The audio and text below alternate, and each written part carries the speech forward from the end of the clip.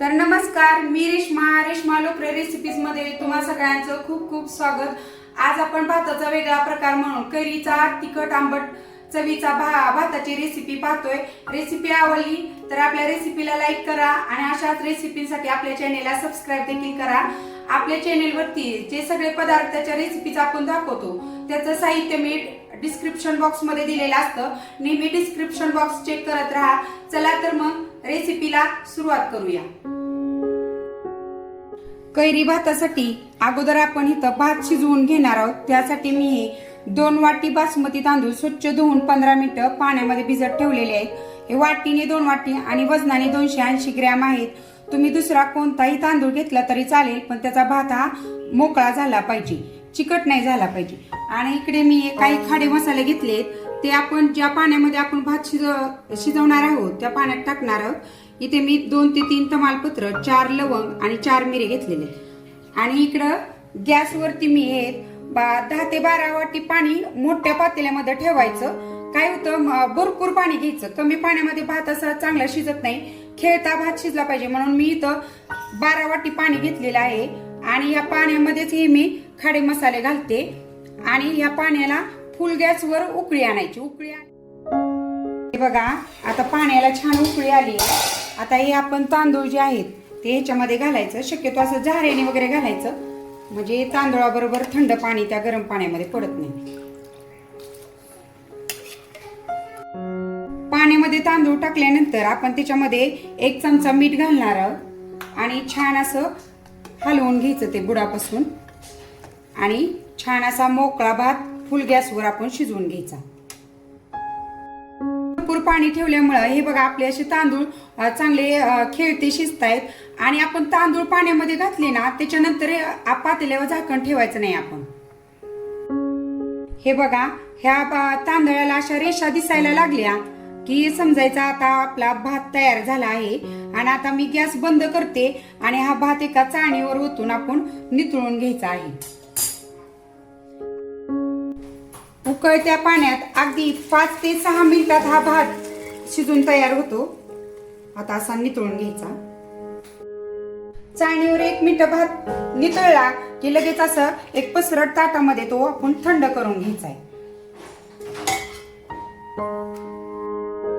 आता तिकडे आपला भात थंड होतोय, तोपर्यंत या भातासाठीचा आपण वाटण बनवून घेणार आहे। त्यासाठी मी मिक्सरच्या भांड्यामध्ये हे 5 हिरव्या मिरच्या घेतलेल्या आहेत, ही थोडीशी कोथिंबीर आणि 4 चमचे ओलं खोबरं घेतलेलं आहे। ते आपण छान असं बारीक वाटून घ्यायचंय मिक्सरमध्ये।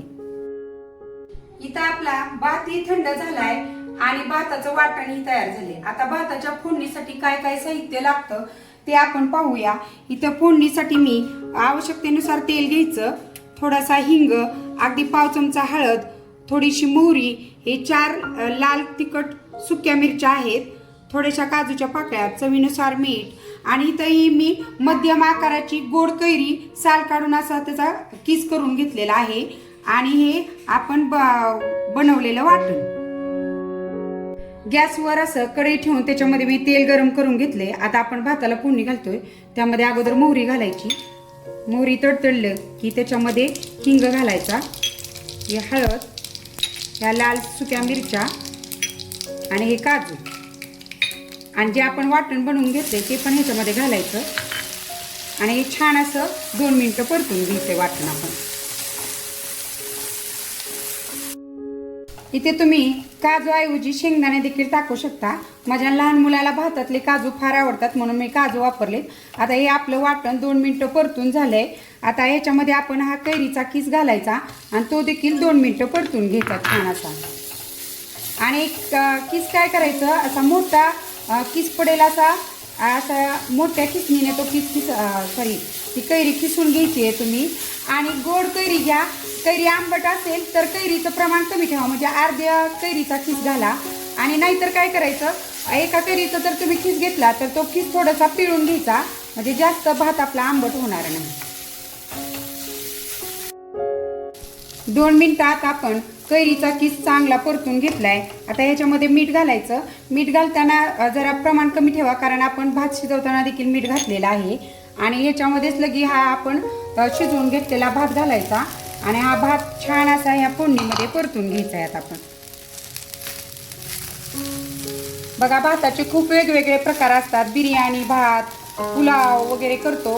तर आंब्याच्या ह्या कैरीच्या सीझनमध्ये तुम्ही पाहुण्यांसाठी देखील हा कैरी भात ट्राय करा. खूप छान होतो हा भात, एक वेगळं काहीतरी म्हणून तुम्ही नक्की ट्राय करून बघा. भात आता फोडणीमध्ये छान परतून झालाय आणि ह्याला आता अगदी आपण 1 ते 2 मिनिटं वाफ देणार आहोत. असा हा 2 मिनिटं वाफ दिल्यानंतर आपला कैरी भात तयार आहे. इथे मी आता गॅस बंद केलेला आहे. असा तिखट आंबट चवीचा चटपटीत असा कैरी भात तयार झाला आहे. या कैरीच्या सीझन मध्ये नक्की ट्राय करा आणि मला नक्की कमेंट करून सांगा तुमचा भात कसा झाला ते.